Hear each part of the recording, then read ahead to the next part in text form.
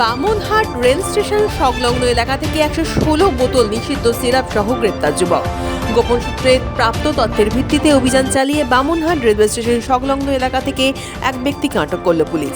অভিযোগ, চৌধুরীহাট থেকে Bamanhat railway station পর্যন্ত অবৈধ সিরাপ নিয়ে যাচ্ছিল ওই ব্যক্তি। পুলিশ সূত্রে জানা গেছে, আটক ব্যক্তির নাম আমিনুর শেখ ওরফে মাফি, বয়স 32। তার বাড়ি সাহেবগঞ্জ থানার কালমাটি আটিয়াল ডাঙ্গা গ্রামে।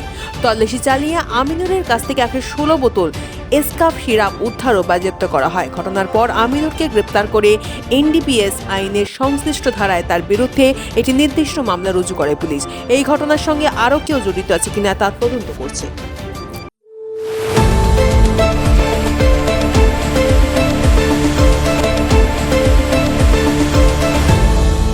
আপনারা দেখছেন এই বেলা বাংলা, শিরোনামে সবার আগে।